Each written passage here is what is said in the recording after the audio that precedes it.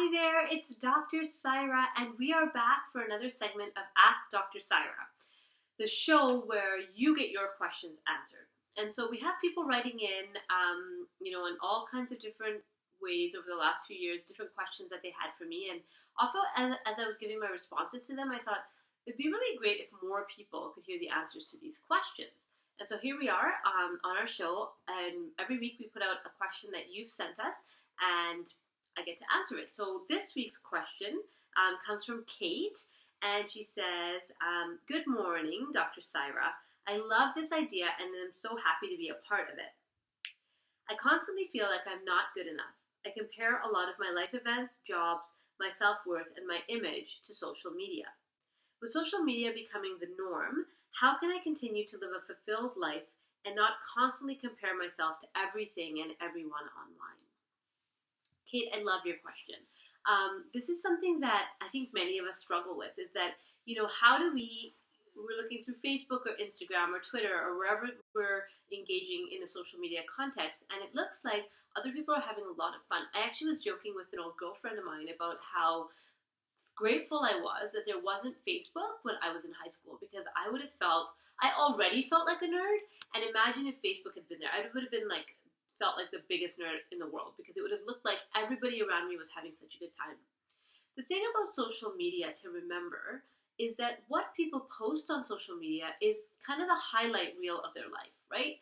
You're taking pictures when there's a birthday party or there's some great event or there's a really yummy meal in front of you. Nobody's taking pictures of the craft dinner that they cooked out of the box. Okay, nobody's taking that picture. Nobody's taking a picture of themselves selfie first thing in the morning out of bed with crusty stuff in their eyes. Nobody's taking that picture. So what you're actually seeing when you look through people's newsfeed is the best, the thing that they actually want to profile and highlight.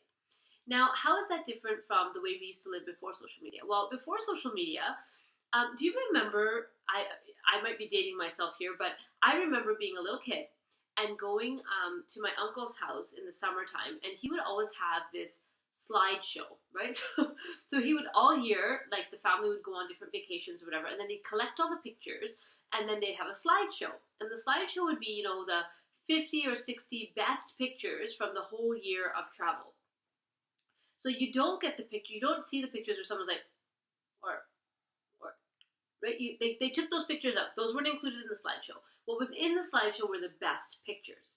Now, the rest of the pictures, unfortunately, got developed, right? Because in the olden days, when you had those films and you take, 2 or 3 pictures and somebody's eyes are closed or somebody's looking a bit funny, and those pictures might end up still in the album, but really the public doesn't ever see those pictures. They don't see the good pictures, they don't see the not so good pictures. What's happening with Facebook, Instagram, and other social media platforms is that people are seeing only what you want them to see, right? People are only, you can delete a post if you don't like how you look in that, and there's people who are very fussy about what they allow to be shown. So we all know how it works. Okay, what's the impact on you, Kate, as you're asking this question? So Kate, if I were you and I was having this challenge, and I have had this challenge in the past, it would be to look in my own life and to start seeing why am I comparing myself to other people? See, comparison comes from a place where we're seeing other people as either better than us or worse than us. And that's a trick of the ego, right? The ego wants you to think that, oh, you can be better or that other person's better. What the soul is saying is we're all the same. From a soul level, we're all the same. We're all the light. We're all children of God, or however you want to phrase that. And so from a soul level, there is no comparison. There's only compassion and there's only gratitude for each other. And so if you can switch your thinking a little bit from that personality side of you that wants to be better or wants to compare or wants to tear someone else out, that's the ego.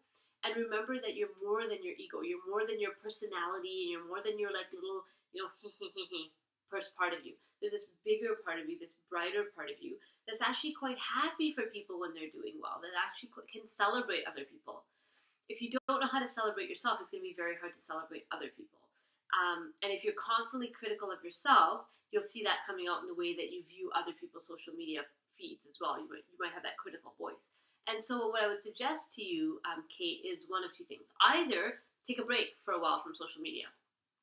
That's one thing you could do. Or change the way you post. Be more real in the way that you post. I have a few friends that are doing that. They're posting those kind of weird, not the beautiful selfie. They're posting the whole of it, all of it. So that's one way of doing it, is change the way you engage with social media.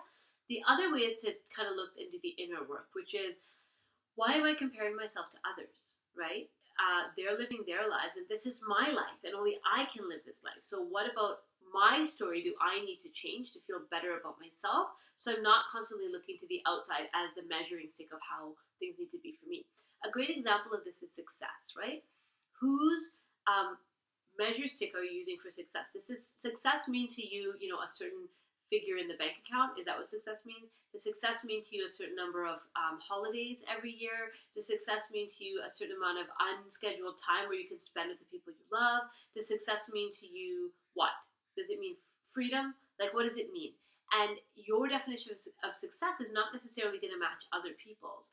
And when you're comparing yourself, you're placing your life next to someone else's life where your measurements are completely different, right? They're measuring in apples and you're measuring in like cars. It doesn't make any sense.